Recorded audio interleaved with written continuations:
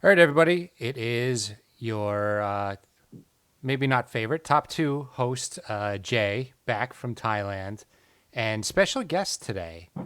We have Kyrie Irving joining us. So, welcome, Kyrie, to the show. Thank you for having me here. Okay, very warm welcome. Thank you for that. Eye of the hurricane. Listen to yourself churn. World serves its own needs. All right, that was a weird response to what I said, but I want to get right to it. So, you posted a link to a movie, and people are saying it has anti-Semitism in it. You definitely wouldn't post a link to a movie that you haven't watched, right? So what is your I response? I decided long ago never to walk in anyone's shadows. Hmm. If I fail, if I succeed, at least I'll live as I believe. No matter what they take from me, they cannot take away my dignity. Is that a song lyric? Are you quoting Aretha Franklin? I'm not sure what you're talking about. Okay, all right. So people are saying even if you don't think the movie was offensive, people got offended, and they would like you to apologize for it. So what is your response to that? If God had a name, what would it be? And would you call it to his face? If you were faced with him in all his glory, what would you ask if you had just one question? And yeah, God is great. I feel like I'm asking questions and getting completely different responses than my question. But you see, it's not me. It's not my family. It's in your head. In your head. They are fighting with their tanks and their bombs and their bombs and their guns in your head. In your head. They are What I crying. definitely know you're quoting the Cranberries now. So I anyway, Kyrie, are you just going to quote movie lyrics the whole time, or are you going to answer any of these questions? I'm answering all your questions. I don't know why you're just life is bigger. It's bigger than you, and you are not me. The length that I will go, the distance in your eyes. Oh, I said too much. I set it up. That's me in the corner. Well, it sounds like That's me in the that's me in the spotlight. you're losing your religion. I don't know what you're referring to, but I'm here for your questions. My team, I understand the NBA has the Brooklyn Nets have taken out vengeance down upon me, but it's fine. It must have been. I have to say for Durant and everyone else, it must have been cold there in my shadow to never have sunlight on your face. You were content to let me shine. That's your way. You always walked a step behind. Is Durant the wind beneath your wings? I from the day we arrive on the planet and blinking step into the sun, there's more to see than can ever be seen, more to do that can ever be done. There's far too much to take, more to than ever can be found. But the sun rolling high through the sapphire sky keeps great and small on endless round. It's the circle of life. Kyrie, enjoy your suspension. I We are the New York Knicks. I'm back, back in the New York groove. Well, it's the Knicks. New York. We are the New York Knicks. New York. For this new season we're about to enter, the Knicks taking no shorts, just like winter. New York, New York. New York be about the Knicks, huh? But the best thing about New York City is K-N-I-C-K-S. Everybody say go New York, go New York, go! Go New York, go New York, go! Everybody, welcome to the New York Knicks podcast, episode 500 and I don't know, 88, something like that. by the way, Jake, Kyrie wanted to add, "We'll never stop." Yo, I don't know. Turn off the lights and I'll glow. Okay, well, thank you for that. Hope that was helpful. Yeah, very, very helpful. So we got a bunch of questions this week, so we're gonna go into that. We have, if you want to send in questions, we are nynixpodcast@gmail.com and nynixpodcast on Twitter and Patreon. And we have a Discord now, so you can go to the, we're also NY Knicks Podcast on Facebook. So you go to Facebook, you go to Twitter. The links for the Discord's on there, and you could submit questions on there. You could join chats. We've got a bunch of different threads, game threads, stuff Jay, like that. the first question is from co-host Mark. Will you please go back to Thailand? The Knicks were 3-1 before you got back. Yeah, I was all excited. I was like, I can't wait to get back and watch this great team. Yeah. Now they not so much. The reality has sunk in. The Knicks are 3-4, and if you believe the Knicks Twitterverse and Reddit and everywhere else the Knicks fans comment, the world has ended, and we are currently competing. We're currently the worst team in basketball. And it's 100% Tibbs' fault. This is a championship team without Tibbs. Last year, the Knicks started off 5-1. So should we overreact, Jay? A little. It's not that like the. I just feel like there's signs of things to come. It's not like You think? I don't want to say 3-4 and like oh my god, but like I don't see how these problems resolve. And instead of blaming Tibbs, I'm blaming Leon Rose because this is a team with almost no shooters and almost no defenders. And you could say, okay, the starting lineup has one good defender in Mitch. You could swap out Fournier and put in Grimes. You still only have two good defenders in the starting lineup. It's not great. The issue comes down to the Knicks trying to compete before they have the talent to try to compete. I mean, it comes down to James Dolan hiring an inexperienced team president. We've done this already on the show. Team president, and with the kind of idea, let's be competitive. Leon Rose not doing great roster construction, missing on multiple picks. And then even when you hit picks that are good, they're okay. They're not amazing picks. And then kind of just stopping. There's so many places we could have done better, and we are where we are. But we have a war chest of draft picks coming up. War chest. The idea, like, I've been killing Leon for just like refusing to use all his draft picks every year. Mm-hmm. And you know, if we used all our draft picks, like right now, bench, like on the bench, 11 through 15, I guess, or 12, 13, and 14 at least, are, I mean, we have Sims on the bench. We have 12, 13, and 14 are guys that have zero chance of playing for the Knicks. They're just on the roster to fill spots, basically. Why not have three other young players? Maybe they won't play a lot. Maybe they would shine in practice and win playing time. Maybe they could be helpful for trades. I don't know. You just have to keep building a team. You know, next year, we're going to have to decide, or I guess we're at the point where you might have to decide on contracts, long-term contracts for OB and IQ. Mm-hmm.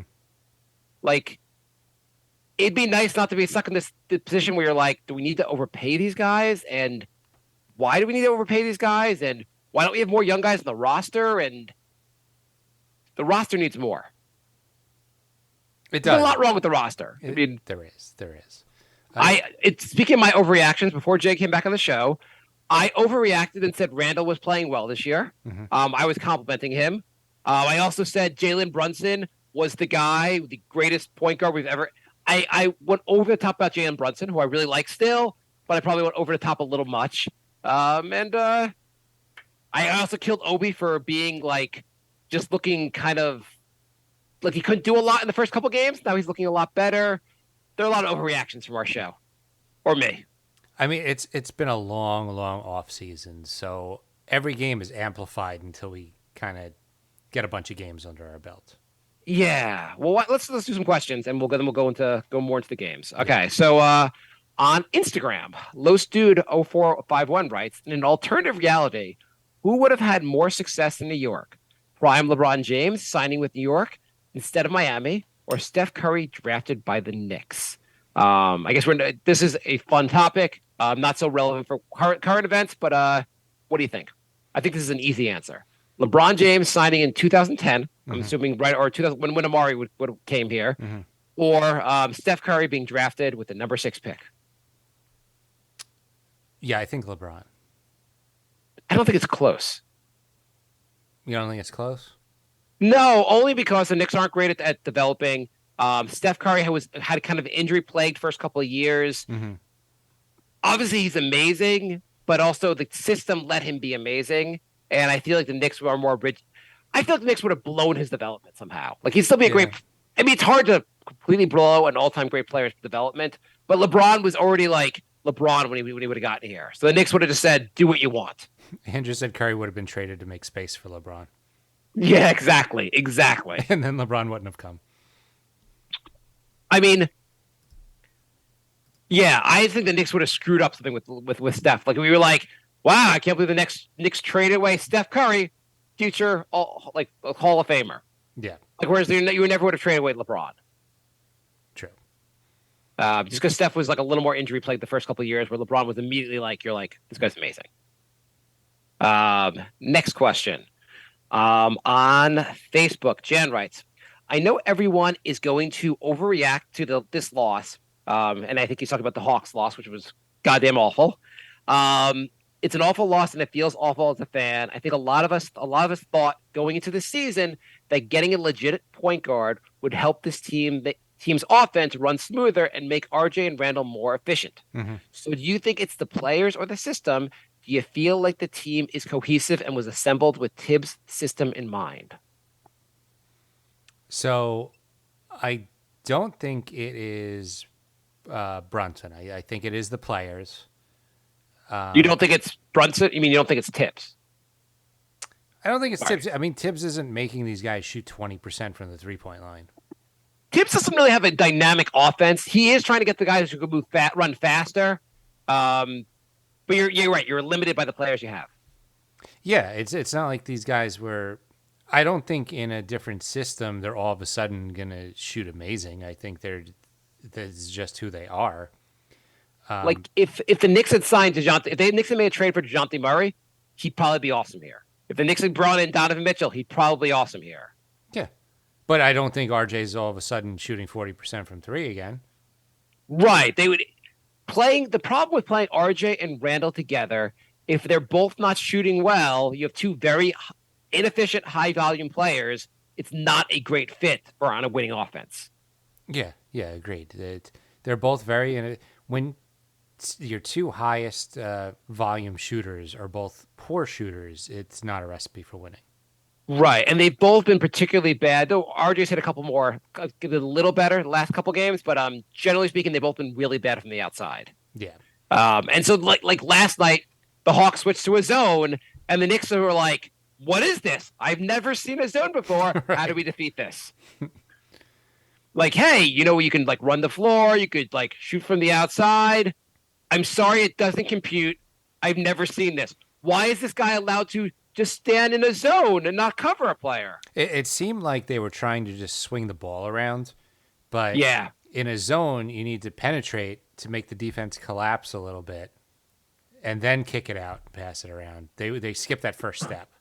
Brunson has had some. So I think Brunson did play basically starter minutes last. Maybe he was a starter last year. So, but it is a little bit of adjustment becoming the focal point of the offense or focal point of like running the offense. So I think there are some adjustments for him. He's gotten some like foul troubles early on in some of the games. I think he's still figuring out this team, how to run this team. And it's going to be. I'm like Brunson is. I'm happy with him. I don't think he's a problem at all on this roster. Like he's a piece. There's plenty of problems on this roster, and Brunson's not it. If Jay was doing his official power rankings, I'm assuming Brunson's number one right now. Yeah, absolutely. That one's easy, and then it gets tough right at number 2. It gets real tough. I would say Randall has, not putting him number 2, but I'm saying in the first couple games, he looked much more like he was trying to adapt to the new system. And it seems like he's gone back to old habits pretty fast. I don't know. Randall hasn't looked terrible. He doesn't look like he's Randall from last year. He just doesn't look great either. He's shooting like, under 20% from 3? Yeah, that's been terrible. He's been better inside. I think he's shooting better percentage inside than from 2 than he was last year. Mm-hmm. I don't know. RJ still also drives into traffic. I've noticed with RJ, and tell me if you notice this also, sometimes he'll pass the ball, and sometimes he'll just drive to the basket. It's rare that he sometimes just puts his head down and just doesn't make the pass when he needs to. It's like he's already decided where I'm going to drive or I'm going to pass in this play. Yeah, there was a clip last night. Somebody took a still of it, and he was under the basket with three guys surrounding him, and Obi's just standing at the 3-point line with both of his arms up and didn't get the Yeah. pass. And it's like, yeah, And- you need to be able to be a quicker decision maker when you're doing things like that. There are a lot of issues. And Obi, like, as much as, like, so Obi, last game was the first game I saw him doing any kind of dribbling and trying to drive a little bit to the basket. Mm-hmm. And one of the issues really is if he wants to supplant Randall, and he played pretty well last night. His 3-point shooting has actually been, I mean, obviously he's not going to keep this up, but his 3-point shooting has been ridiculous. He's looked at Obi's numbers from three. Yeah, I was surprised when I saw it because, I guess the second half of the game was stuck in my head, and I saw Obi miss a couple threes, but then I look and he's shooting over 50% for the season, and I'm like, when did that happen? Yeah, he's been actually to the point where I'm expecting him to actually make the threes. So he's at 45% for three for the season, but like I'm actually expecting him to make the three, which was not like that most of the last season or most of his career, the first 2 years. Towards the end of last year, started making the threes, but I didn't know he's been shooting great from three. But to supplant Randall, he needs to be able to like Cover he's somebody? gonna be able to cover, yeah, defense also. But he's got to be able to create his own shot, like dribble a little bit. Like if he gets the ball outside the 3-point line, he can't just hand it back. He's got to be willing to drive to the basket. Mhm. And in the first 6 games, he drove to the basket 0 times. Last night was the first time he drove to the basket. Is that a Is it- fact? there's- He drove 0 times? I'm just Oh, okay. yeah. wasn't It's sure not if you were the Knicks. researching. So I guess the first 7 games, Knicks have played 8 games now. Is that right? Or 7 games? 7. 7. Yeah. I from just I watched every game. I don't remember Obi driving to the basket once outside of last game, doing it last game. Mhm. He's great on the fast break, but it's also that's a bit of a like. It's great, but when you're pulling off the fast break, you got to be able to do more. And there's also he missed. In fairness, Obi also missed a dunk last night. He also missed a couple, like a layup. Well, I He mean, hasn't that was the last straw for Tibbs, I think. He tried to do like a reverse dunk when you're trying to stage a comeback in the fourth quarter. And, if I'm coach, I pull him too. He missed 2 threes and then he tried a reverse dunk like that. Paul writes, why does anyone think RJ will become a good shooter or efficient player? Because the Knicks drafted him. That's it. So here's the thing. He shot 40% from three for an entire season. During that season, he also had started off really cold from three. Mm-hmm. So he had to shoot extra well the last 4 months of the season to even get to 40%. So like it can't be a fluke if you did for a whole season. And I guess the same thing for Randall. How do you shoot 40% for a whole season and be a bad shooter? I think it was a fluke. How do you have a fluke for an entire season? Randall Like, was really good for one season. The guy's in what, year 7 or 8, and he had one really good season. Yeah, I mean that's fair. Certain things RJ can do, like he just like when he drives into, if he has a short pull-up jumper, so he doesn't always drive to the basket. Like he tried to do like a little spin move, like go to the basket and like spin back and do like a reverse. What Randall does it a lot, and RJ just hasn't quite mastered that. There are little things he should be able to do to get his percentage up. Just take better shots. I don't know. RJ can be more efficient than this. So Everyone on the roster could be more efficient than this, basically. So we're in year 4 of RJ, right?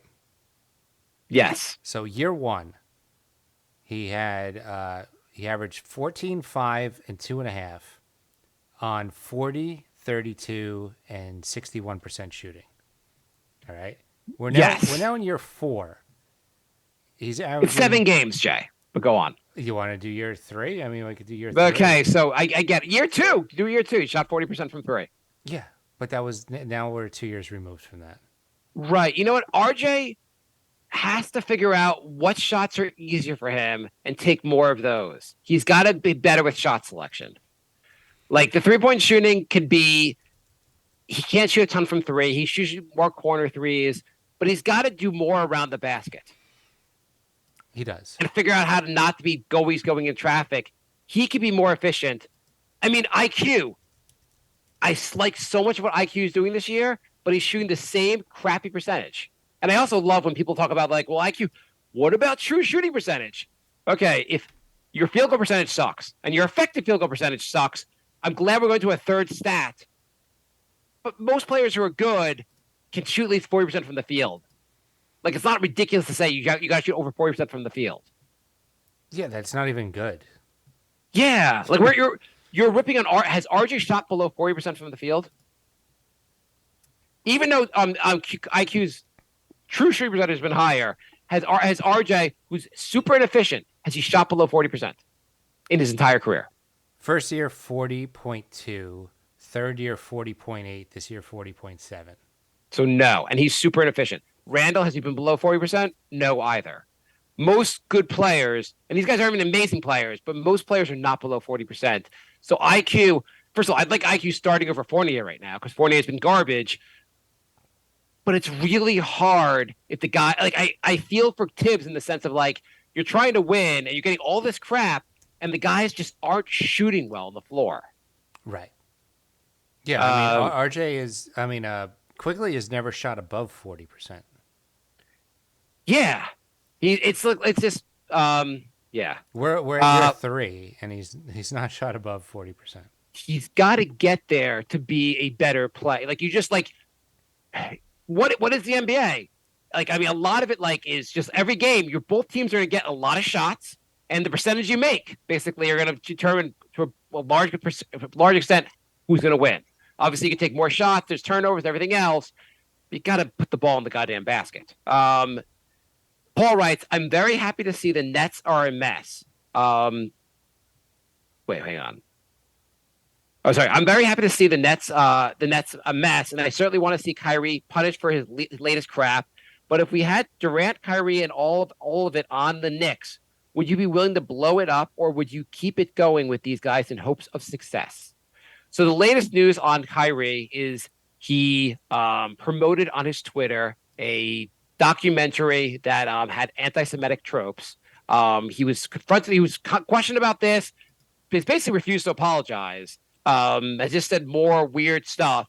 The Brooklyn Nets have now suspended him for at least 5 games, and basically have said if he does not basically apologize and just say I'm not anti-Semitic, we're not going to have you back.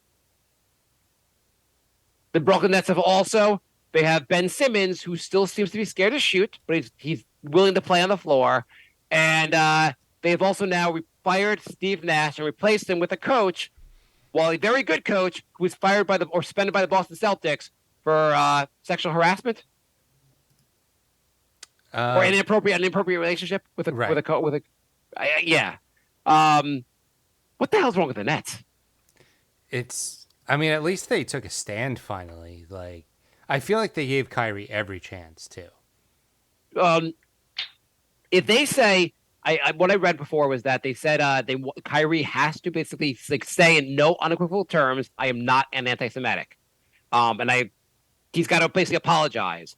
Do you think, which is a very simple act, do you think Kyrie will do that, or will Kyrie just refuse to do that and just sit out the season? He seems like the kind of guy who would just sit out. Yeah, I mean, the guy who won't get the shot seems like the guy also who would let this become even worse and worse. Yeah. Yeah, it's I think he really, like, I don't think he is being anti-Semitic, even if the movie is. I think that he thinks he's on to something. I think he falls for conspiracy theories. He's a flat earther. He posts Alex Jones's stuff. I think he's just really naive, and he falls for a lot of these conspiracy theories.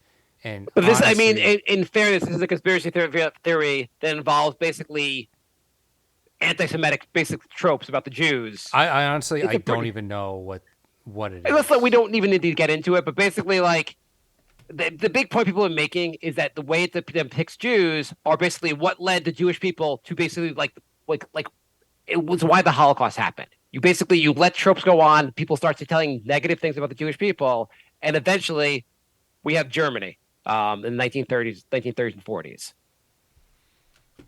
Okay. Anyway, not even like, I don't think he necessarily feels like he's being, I agree with you. I don't feel like he's feeling like I hate Jewish people, but he's like, I am on to something with these Jewish people. Well, I feel like he's thinking of it from an African American standpoint where he thinks like I the way I took it just is that Yeah. he thinks their origin is coming from somewhere else and he thinks he's on to that or Right. Okay. Yeah. Like we're the real Jews. Like the whole connected to the whole yeah. Kanye thing, Yeah. basically. We're the real Jews and blah blah blah. And the Jewish people are they were really the slave traders. They stole our Jewishness. Right. That's Yeah. That sounds pretty anti-Semitic and pretty hateful. And also, if you're someone with like a big platform and you spread those things, you start basically convincing a lot of other people. The more you let people who have big platforms amplify this, the worse it gets. I think the Nets took the right action, and you don't want that connected to your organization at all. It's terrible. Well, yeah, that's the thing. I see people posting like, "Oh, he only tweeted a link." It's when you have 1 million followers. Well, first of all, even if you have one follower, if you're posting something, you are endorsing it. Yeah. It's not like you could just say like, "Oh, I just posted this random thing." Like, we don't have a lot of followers. If I post something, we're endorsing what we post. I don't tweet links to stuff that I don't support.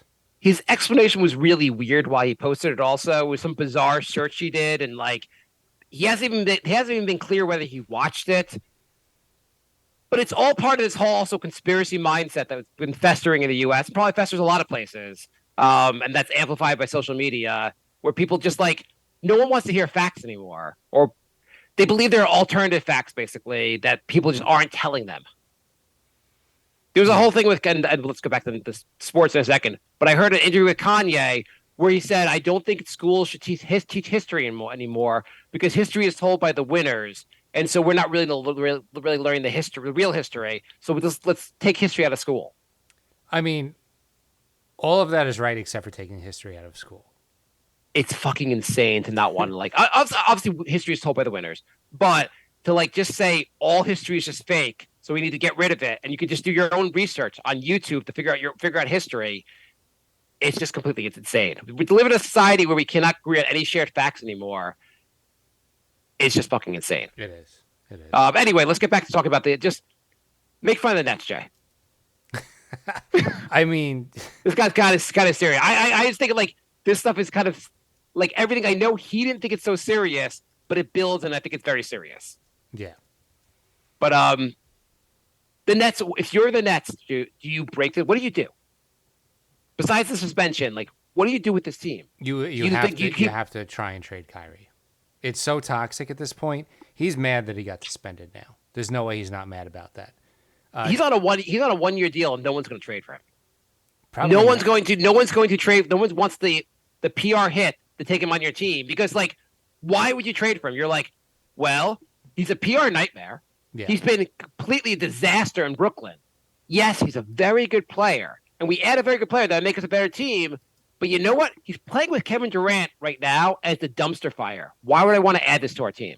There's no team in the NBA that would take him right now You don't for think pennies so? on the dollar. He's putting up crazy numbers before he had this meltdown.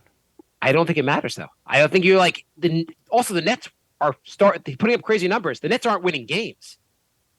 Well, no, but they're another roster that's like they have no big men. They have Claxton and like no backup. They're playing with a top 10 player of all time in Kevin Durant, and they can't win games. Yeah, but look at the roster. The roster's trash. I get. Because Ben Simmons isn't this bad. Royce O'Neal's actually been putting up good numbers.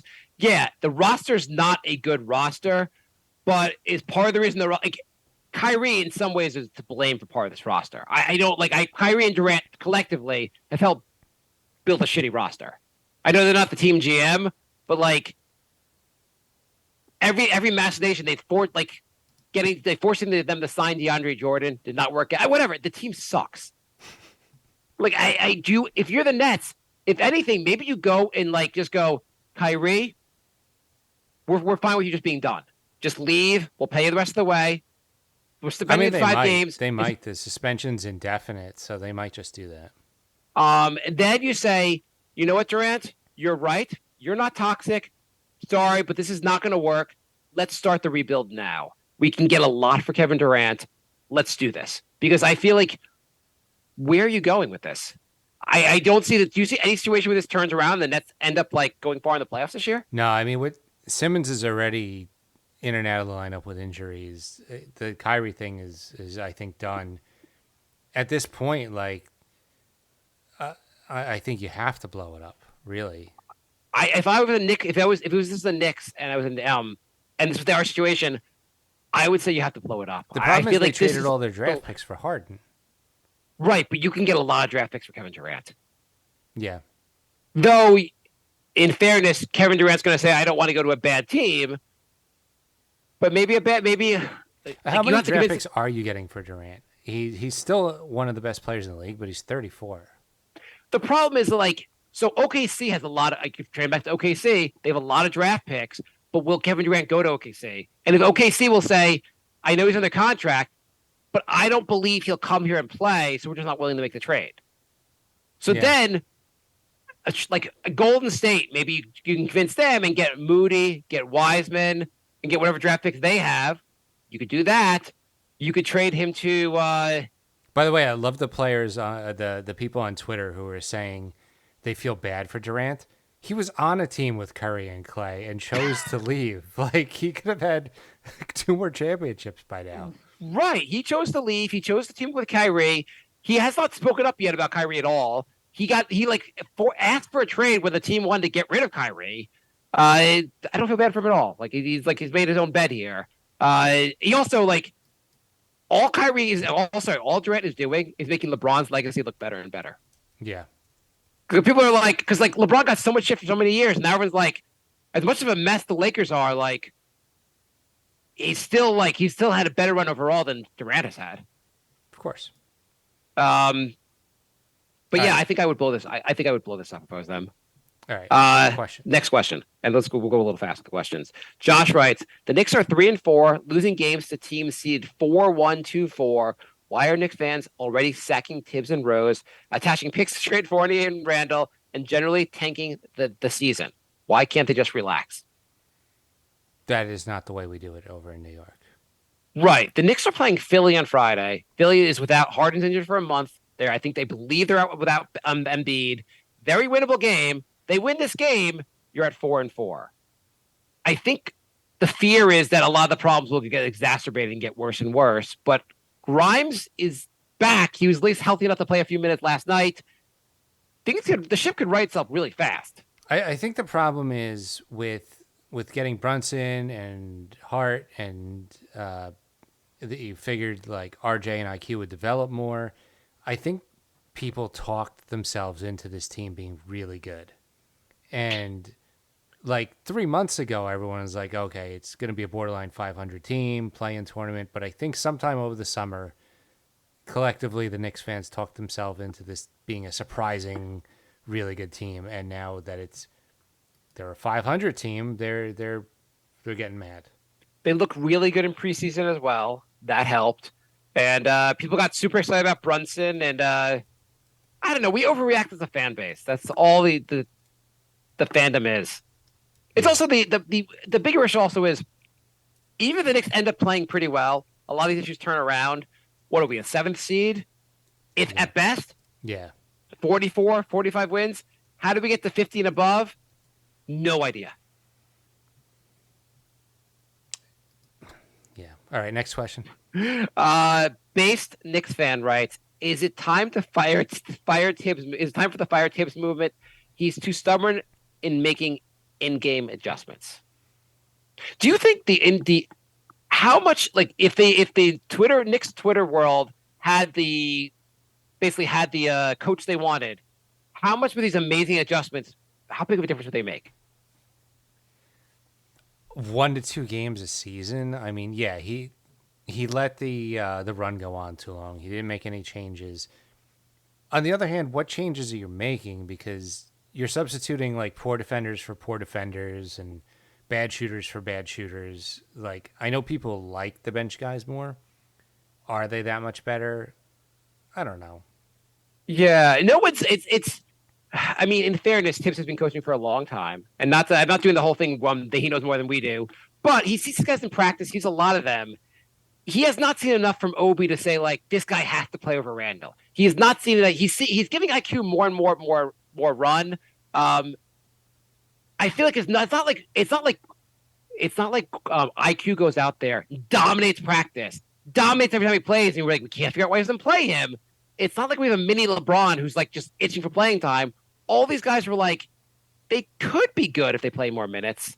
It's hard to say. I feel like if and when Obi gets a lot of run, people are going to be like, "Oh, that's He's a bit of a guy like that will be exposed more, like in yeah." longer He run. went on a run at the end of last season, but I don't feel like that he's gonna do that for an entire season if he was put into the starting lineup. I called for an offseason the Knicks to get rid of Randall and have Obi start. I'm still fine with that, but I do think he's Obi in many ways is a limited player, and his limitations are will be exposed over time. Like the fact that he cannot seem to dribble the ball. He's a limited defender. These are things that he's more efficient most of the time. His game needs a lot of work for year 3. Yeah. Twit writes, how badly does Randall have to play for not to be guaranteed 30-plus minutes a night? In hindsight, should we have gutted the future for Mitchell? See, I think that's part of the problem. Randall, I think, is still a better player than Obi, but Randall has bad nights, and that's when Tibbs doesn't yank him and put in Obi. And in fairness, last year he was guaranteed 37 minutes a night. Now he's playing 30 to 32 minutes a night. Tibbs is adjusting. It is. I just feel like, a lot of coaches, when a guy is having a bad night, he'll go with the hot hand. And I feel like Tibbs doesn't do that as much. Yeah, I don't think, though. It's not often that he pulls the hot hand, though. It's more just I don't know, is it that often where he just kills things by bringing in the I know the starters have not been playing that great, but it's not like the bench unit was on a run last night and eventually put the starters in. The Knicks fell apart, but I don't necessarily think it was connected to bringing the starters back in. It's just the Hawks played zone and the Knicks couldn't figure that out. And when the bench came back in, they weren't very good either. The thing I noticed yesterday was that as soon as Mitch went out with his third foul, the Hawks went on this crazy run. But Mitch hardly played the rest of the game. And, you had to have seen that, whoever was in there could not defend the Hawks, and you needed Mitch. I don't get why he didn't go in and play another. I don't know. I also don't know why the Knicks can't cover guys from 3 better. I know overall the stats show the Knicks aren't that bad from 3, but it seems like they can't just figure out this one guy's going to against Cleveland. Just stay near Kevin Love. Against the Hawks, stay near DeJounte Murray. Once a guy hits 4 or 5 threes, you should not hit 4 or 5. Be I don't care if another guy is wide open. You just stay near the guy who just hit 5 threes. How much? Okay, so the Donovan Mitchell thing, and Cameron also writes, how much does it hurt that you didn't trade for Donovan Mitchell? Donovan Mitchell and DeJounte Murray, are you upset the Knicks didn't get either of these players? I'm not as upset over Mitchell because I feel like the Knicks made a really reasonable offer. I believe it was 3 picks, RJ, Obi, and Mitch. Yeah. Which I think would have been too much until I saw them play this season. And now I'm like, okay, maybe not. But Murray was gotten for Gallo and 3 first-rounders. One of the 3 was Charlotte's pick. That's not that much. The price was lower. The price was lower, and I think Murray is maybe a better player because he plays much better defense. I would have rather had Murray, and I feel like he was a lot more obtainable. And so I'm much angrier that the Knicks didn't get him. Right. I mean, Mitchell's a better offensive player. Jonathan Murray's a very good offensive player. Even if you say Mitchell overall is the better player, the price was pretty different. It was a lot cheaper for Murray. Why the Knicks couldn't have? When I saw what the Hawks got for Murray for, I was like, the Knicks couldn't have done that. I feel like the Knicks didn't even try to get Murray. I feel like they had tunnel vision and they're like, Brunson's our guy, and they didn't even try for Murray, which I thought was ridiculous. The Knicks should have figured out the price was really high for Mitchell really fast enough to have made it to pivot it basically to DeJounte Murray. Yeah. I feel like the Knicks just kind of the tunnel vision was ridiculous. Again, Leon Rose, I think Leon Rose just thought like it was just like the two of them and that was it. He didn't realize a third team would actually be involved. Yeah.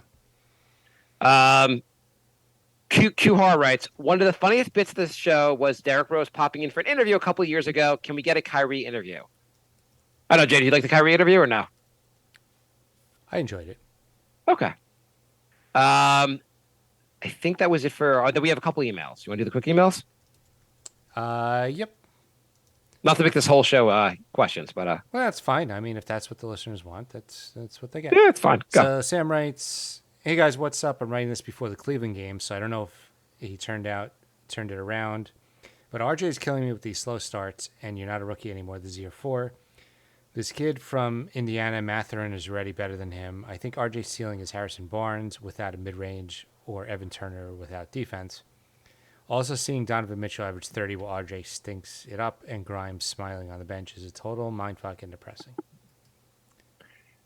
Well, Yeah. I don't really have any. You go to the next email. He made a solid point. Yeah, you did make a solid point. Okay, so Jonathan writes, "Hey guys, is it too early to think that Barrett contract was a mistake?" I'm noticing a trend with these emails. They're really negative. Barrett is not developed to the player we thought. He can't make a shot, can't finish near the basket, can't create for others, and don't play D. So are we regretting trading him for Mitchell, who, by the way, is killing in Cleveland? Oh, and I'm not blaming Barrett only for our 3-4 record. Randall cannot make a shot either. I mean, the Knicks' options were a bit limited in the sense of like, if they didn't spend the money on Barrett, the money doesn't go anywhere. Like they were able to go over the cap to get him. So I'm not. And also, you have to bet on RJ's future because if you don't bet on RJ's future, what do we have? If you're not going to trade RJ for a better player, you're not going to let him go, and he's not going to take less money. Right. I mean, it was a pretty reasonable contract for what you hope he becomes. So I'm not regretting the contract. Jonathan writes, "Quickly is a career 39% shooter from the field. Wasn't he supposed to be a great shooter?" Yes, he's supposed to be a great shooter. We're waiting for that to happen. Any day now. And last one, Jason writes, "Hey guys, love the podcast, been listening since I began following basketball about 9 years ago, although I haven't submitted many questions." Well, thank you, Jason. Awesome. Being a 13-year-old at the time, I grew up as a huge fan of Kyrie Irving. Whilst I've disagreed with many of his opinions due to his tendency to favor anecdotal evidence over empirical evidence, I've always respected him because despite the amount of hate he has received for his inaccurate statements, he himself has never made any hateful comments and it always seemed genuinely believe he's educating people. However, that may have changed with his latest controversy. Like Mark, I am also one of the tribe, and I'm really not sure how I feel. What do you guys think? I think Kyrie takes stances on stupid shit. And that I find frustrating. And I feel like he does not, even though he did not mean necessarily to offend people, he also doesn't seem to he seems like a very selfish human being. Mm-hmm. I don't think he really just the whole shot that he doesn't seem like he ever wants to adjust what he wants to do to help other people around him.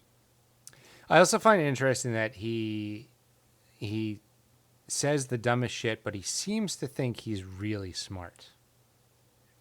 Yeah, my opinion of him really started going downhill when he asked to be traded. Like he said, couldn't play with LeBron anymore. And everyone gave LeBron shit for that when it turned out Kyrie was the dumpster fire. It's just why would you not want to keep winning? For me, it was the flat Earth thing. The flat Earth thing was also pretty. And I never really understood if he believed the flat Earth or he was just trying to be I don't know, a contrarian. Maybe it is flat. Let's have a discussion.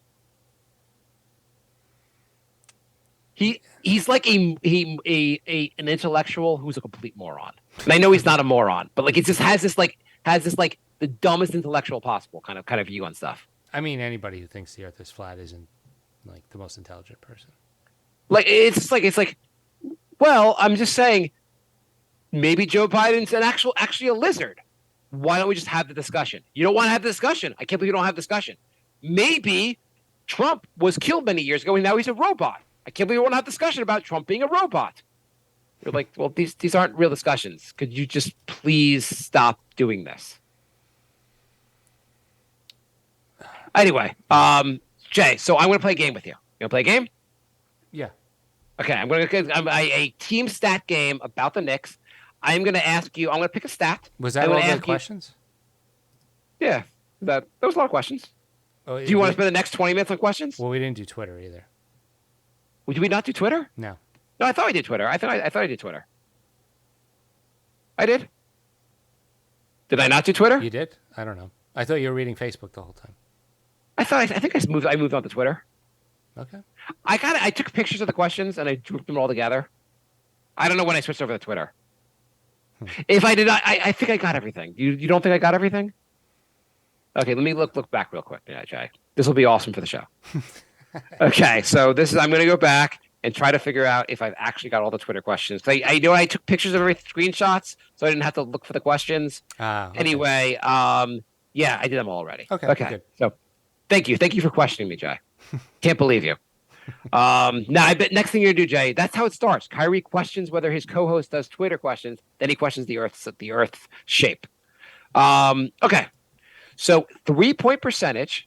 I'm going to start with offense. 3-point percentage. Wait, Andrew says there's questions on Pinterest. Damn it. Hot MILF on Pornhub writes, what do you okay, so teams 1 through 30, what place do you think the Knicks are currently in 3-point percentage shooting as a team? 26th. Yes. The Knicks are 24th. They are hot garbage in shooting percentage. Mm-hmm. Seems I'm pretty actually surprised they're that high. Yeah.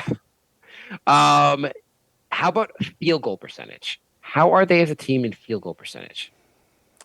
Well, I feel like they got Mitch, who always shoots good. Brunson's been shooting pretty good. I'm going to say middle of the pack, 15th. 19th. Still pretty bad. Yeah. Free throw percentage. Where do you think they're at free throw percentage? Bad. I'm going to say bad. 23rd. They are 28th, and I am surprised there are two teams that are worse. They have been missing so many goddamn shots. And also, that's like the shot where no one's guarding you. You can't hit that shot. Well, also, why is Randall shooting technical free throws? I don't know. Randall's actually not the worst free throw shooter, so it annoys me, but he's actually not bad of a. Yeah, but when Brunson's out there, why is Randall shooting it? Right. Evan Fournier should shoot it even. Like, Yeah. a better shooter should shoot it. Mm-hmm. He just takes the ball, and no one wants to, go, hey, Randall, we're supposed to be the best free throw shooter, not you. Right. Randall's free throw percentage is actually he's under 70% for the year. So Yeah. he's usually not that 69%, bad, but Yeah, he's pretty not been bad. good. I don't know why he's shooting that. okay, assists. We got a point guard finally. How are we doing in assists? 18th. Tied for 14th. Okay. Not so bad. Rebounding. 16th. We are in rebounding. That is one of our. We're second in the league in rebounds. Really? Yeah, that's something we do well. Okay. Okay. Now let's switch over to a little bit of defense. Let's go to. Okay. Let's go to. Hang on. Sorry. Let me find this. That's not what I wanted to do. I wanted to do. Sorry. Okay. Let's go to opponent's 3-point percentage. I mean, after that Cavs game, it can't be good. They were really good before that. Right. 15th. 10th. Okay. Still not that bad. Considering they got absolutely roasted that game, that's impressive, I guess. Opponent's field goal percentage. 12th. Second in the NBA. Okay.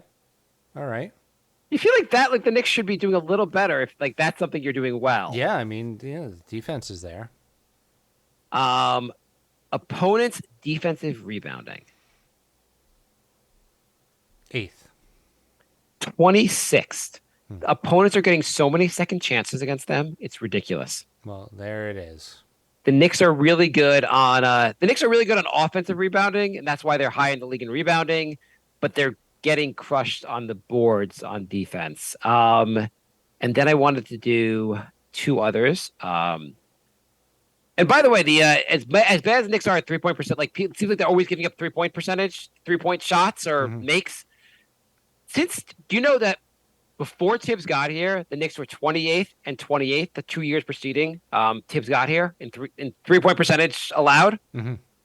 So like they were one of the worst teams in the NBA. Year one, they were first in the NBA.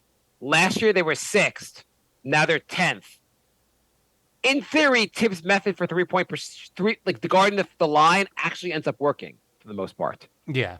Although the downward trend is not great, but at least they're top 10 still. Yeah, I mean, I think generally speaking, his theory is most nights you miss more. Like if you jump out of the shooters, more times than not, it works out. Mm-hmm.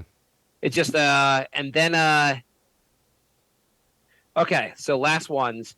So offensive rating. So the Knicks last year, the biggest issue was their offensive rating was pretty low. Mm-hmm. How are they this year? Offensive rating. 14th. 19th. The offense still sucks. Mm-hmm. Defensive rating, which the Knicks finished last year at 10th in the league. Where are they on defensive rating? 12th. 15th. The team is still pretty mediocre. It's middle of the road, and that's their record. That is pretty much. Oh, last one. This is the last one. Pace.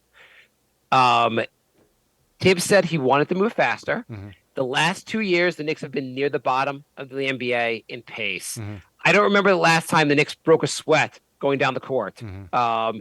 How do you think the Knicks are doing in pace this year? 20. And by the way, I'll tell you, actually, Knicks are not last. Who do you think last is? Take a quick guess. I'll give you hints until you get it. First hint: they have a star, like a top 10 player in the league, easily on that team. Arguably top 5. Oh, I was going to say Miami till you said top 5. Brooklyn. No, this player he's probably the reason for the slow pace also, because he tends to move slowly, even though he's one of the best players in the NBA, and he's ball dominant. Dallas. Yes. The Knicks are 17th in pace. Okay, that's So they're actually moving a lot faster than they Yeah. have in the last couple of years. yeah for them. That's fast. That's pretty fast. So Jay, some questions about the roster. What do you think Grimes' role will be now that he's back? Is he on the bench? Is he starting? How's it going to work out with Grimes? I think he's bench. I mean, he was healthy and he didn't go until 3 minutes left in the game yesterday. I didn't really. It seems like Tibbs doesn't think he's ready.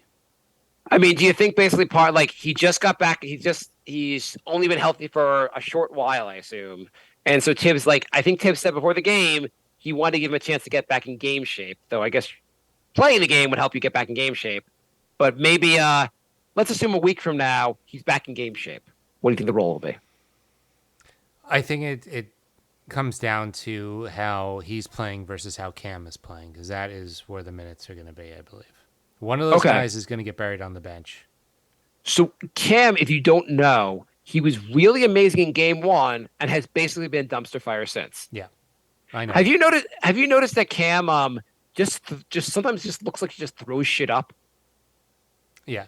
It seems like, well, he doesn't get a lot of minutes, so I feel like he's trying to do too much to impress everybody when he gets the minutes, but to the point where it's almost like fumbling and not good. No, sometimes he drives to the basket and there's no shot whatsoever, and he'll just throw some wild shot just to get it up. I think I read somewhere that he has one of the worst pass percentages of any player in the league. I think I saw online, someone made the comparison. He's basically Michael Beasley without the skill. Mm-hmm. Yeah. Not a lot of awareness on defense. I don't know. There's a reason that the Knicks got him for the reason the Hawks gave up on him. Yeah. But anyway, I think Grimes will be. I don't know if he'll crack the starting lineup anytime soon because Tibbs seems to think that's in stone. I bet Grimes ends up playing 25 plus minutes a game pretty soon, and he ends up finishing more games for us. I'd be surprised if he got anywhere near 25 minutes. Really? I guarantee the Knicks. I guarantee by our next show.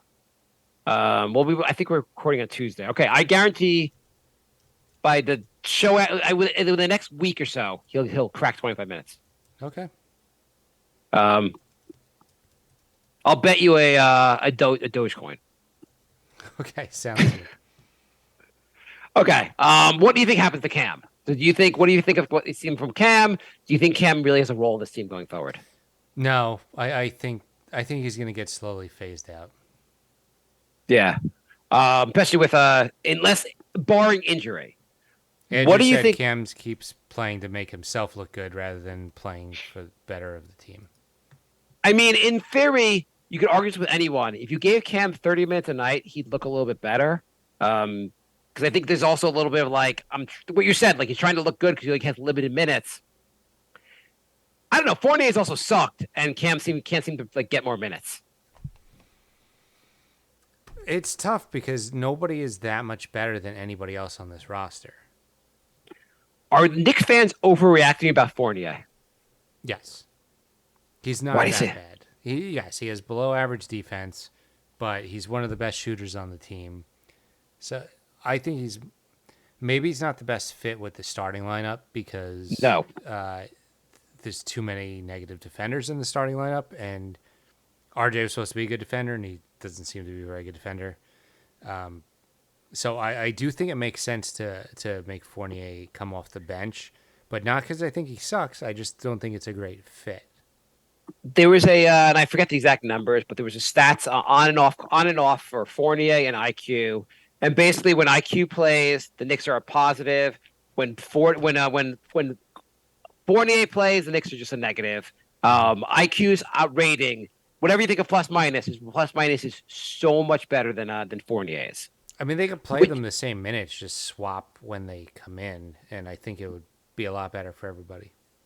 Right. It's not like Evan Fournier's been playing 37 minutes a night either. Right. I mean, how many minutes do you think he's been playing in a game? About 26. I think that's probably. I think it's a little high. I'm going to say. So he's actually been playing 24 minutes a game. Yeah. Not crazy. It's not insane. And IQ, how many minutes do you think IQ's been playing? About 22. He has been playing 23. So it's not like IQ's been lacking in minutes either. I'd probably flop their minutes at the very least. Yeah.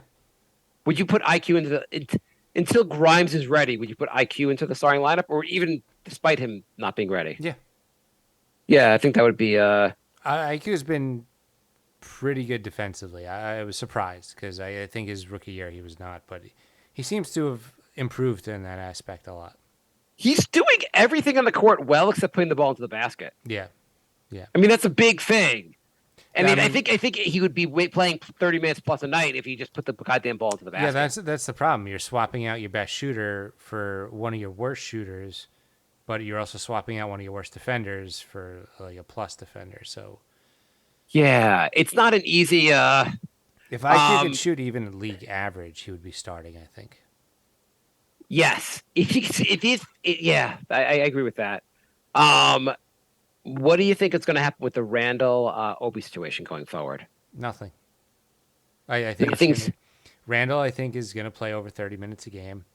I don't think Obi, for Tibbs, I think Obi makes too many mistakes to get more minutes. Defensively. Yeah. Defensively. Yeah, I mean, the problem is that like what you're saying, like it's not like Obi's like I'm so much better than Randall, so it's hard to convince Tibbs to change his mind. And it's arguably maybe he shouldn't change Tibbs' mind. I mean, is he better to the point where you won't even want to do that? I mean, good if Randall's on and Obi's on, Randall's better. Yes. Randall's ceiling is just higher. It's just frustrating that Randall's has a higher ceiling and a lower floor. That's the problem. Yeah, I would agree with that. Do you think RJ is going to get better? I know we talked about RJ before. Is RJ going to be like? Is something is going to be really bad, or like, is he going to like start impressing fans very soon? I think he's going to get slightly better, but there's not a long list of players who did not look very different from their rookie year to the third or fourth year, and then all of a sudden got really good. Like the list is like Billups. He's getting a little better here and there, but you're right. There's not a lot of growth. I mean, look at all the other players drafted around him. Like they all got significantly better between their first and third and fourth years. Kelvin Clark, who's drafted 29th, is now putting up like 23 points a game for the Spurs. I haven't got the chance to watch him, but he's doing it efficiently. It'd be nice if RJ looked far and away better than the guy taking 29th in that draft. Clark? I thought you said Johnson. Keldon, what did I say? Keldon Johnson. You're right. Yeah. That's what I meant. Keldon Johnson. That's how obscure he is. But yeah, I know what you mean. Like there's really not a lot of players that don't seem to get better for 2 or 3 years and then all of a sudden make a leap. What do you think about the center situation? What do you think about Obi and Hart? The center situation with Obi? Sorry, not Obi. I meant Hart and Mitch. I mean, Mitch is in year 4, right? And yeah. And in year 1, we said he fouls too much, and now we're in year 4, and he fouls too much. I think he's gotten better, though the last 2 games have not been good. I have to say, I think if you're going to say strengths of this team so far, I would say Brunson generally he's been good. Though he hasn't been as good the last couple games. I'd say the center position actually has been pretty good overall because Mitch gives you something. Hart, I think, has been pretty good overall. Yeah, Hart's defense has been a little worse than I was expecting, but I thought Hart's defense has been pretty good. I think it depends on the matchup. Okay. But he's been rebounding. He could distribute the ball. He's got an outside shot. Like he's got a more well-rounded game than Mitch. I really like them just splitting their minutes like down the middle or close to it, unless one of them's really like outplaying the other. Because I think they both bring interesting things to the game. Yeah, kind of like when Noel was having a really good season, they kind of split that down the middle. But yeah, I think Hart, maybe you don't like. I thought his defense generally has been like he doesn't really block shots, but he seems well positioned on a lot of shots. Like he makes guys just miss by being well positioned. Yeah, he knows where to be. He's not the most athletic guy, but he like has basketball IQ, so he knows where to go. He seems like a very smart player. Jalen Brunson, what do you think so far? I'm happy with him. Yeah, his last 2 games haven't been as good, but he's a hell of a lot better than any point guard we've had since I can remember. And he wasn't like last night. He got 20, but it was also like he got a couple points in junk time, in garbage time. It's the usual story. He is probably a number 2 or number 3 guy, and the Knicks are expecting him to be the number 1 guy, which is the same story. You think so? Yeah. You don't think he's like a starting NBA point guard? Yeah, but he shouldn't be your best guy on your team. I was like, I feel like he's clearly a starting NBA point guard. Oh yeah, no. I am saying like he should. If you're gonna win a championship, he cannot be your best player. Oh yeah. But once again, the Knicks sign a guy expecting him to be the savior when he's not. We've been doing this since like McDice. Well, 2 things. First, I really thought you were trying to say he was like a backup, like he's Jose Calderon, and we're trying to make him a starting point guard. No. I feel like I'm not putting any rankings. He's somewhere between, like he's around 15th or 16th best point guard in the NBA in my mind. Mm-hmm. Somewhere around that. I mean, fair, if you played it out, maybe he's 17th or 18th. I think he's a pretty solid, at worst, an average point guard in the NBA. Yeah, absolutely. I don't think he was brought here to be the savior. I think he was brought here to be our starting point guard. I think the point when you got him was that like you still wanted Randall and RJ to be better than him. Yeah, as an organization, like. But they're not, and it's getting to the point where I'm gonna say it's not even close. I mean, Brunson has looked pretty good so far. It's more than him that those guys playing poorly, but like I don't think the plan was like if you brought Donovan Mitchell here, he's meant to be the best player on the team. I don't think Jalen Brunson was meant to be the best player on the team. He's just meant to really be like to solidify the point guard role. Yeah, but the problem is that he's the best player on the team. I mean, yes, I agree with that being. I mean, that's on the front office, though. Like, they're, whatever. I mean, the Knicks, in fairness, the Knicks have solved the point guard issue for a while. In theory, like, we've got a point guard here for the next 4 or 5 years at least. Yeah. Do you feel good about that, at least? Yeah. Now let's work on, like, every other position. Yeah, so we only have 4 other positions on the floor to figure out. In theory, we just said the center position isn't that bad. 3 positions to go. Yeah, I'm fine with the center position, but the other three need major, major work. They need to play better. Absolutely. Unfortunately, like the 3 was supposed to be solidified, and it's not. I even like our point guard rotation right now. If Derrick Rose can avoid getting injured, between Rose, IQ, and Brunson manning the point guard, it looks pretty good. Yeah, no, they're good there, and same with center. I mean, you got Hart, and then you have Sims as insurance, and Sims is no slouch. So I mean, That all looks pretty good. It just doesn't look good after that. right? Every other position's a dumpster fire. Not a dime. I mean, like Grimes, hopefully will look better. Yeah, every other position. I don't say a dumpster fire. I'd say a big question mark. Okay. What are you expecting from Brunson year end? What do you think his stats will look like? I mean, similar to what he's doing now, like 18 and 7, 18 and 8. Like, Yeah, that's pretty solid. yeah. What do you think of his defense so far? Because at first, people were like, when the Knicks were winning, they were like, he's not that bad on defense. I really like him. And now everyone's like, he's a turnstile. He can't guard anyone. No, I think he's fine. I think he had back-to-back matchups against one of the better point guards in the league. I think most of the time he's fine. There's a couple matchups that are not good for him. I think he fights on defense. I like generally what I see from him. I think he's been fine. Yeah. Yeah, I think his size is a bit of a limitation, but that's just like a fact. That's not like a Well, his height, the fact that he's like stocky means people aren't going to post him up. So, he's got advantages, disadvantages. Really fast guys might get around him, but like nobody's going to bully him under the basket. Okay, let's end the show, Jay, with tell me, let's just go back and forth. Things that you like what you're seeing from the Knicks. Let's talk about just positives to end the show. I want to start with I really like when Brunson goes to the basket. He's like his moves around the basket are just like he's so slippery, basically getting around guys and get to the basket. Okay. I like their depth. I feel like a lot of teams, when the starters take a rest, that's where the other team goes on a run, and I don't feel like there's a big drop off for the Knicks. I feel like they have capable players at every position on the bench. I'm gonna do 2 right here about the same player. Randall has been running the floor a lot more this year, and I have not seen him crying to the refs as much. Like he really does not like those things. He's left some of the crying, some of the bullshit from last year behind him. Mm-hmm. Yep.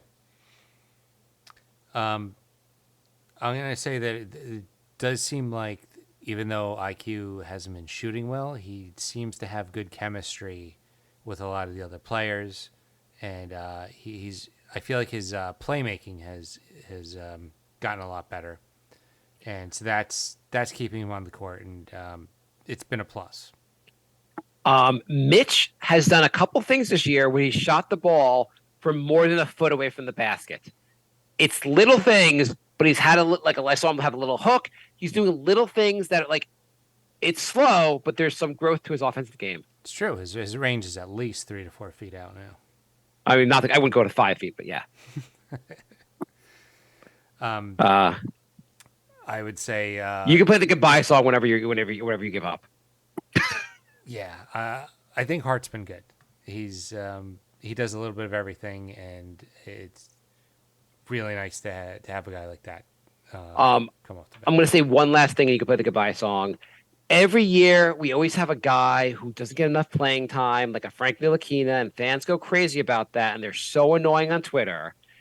The obvious candidate for that was Cam Reddish. Yeah. I appreciate Cam Reddish shutting up all his fans with his play recently. Perfect. Thanks for listening, everybody. We'll be back next week. Happy trails to my love.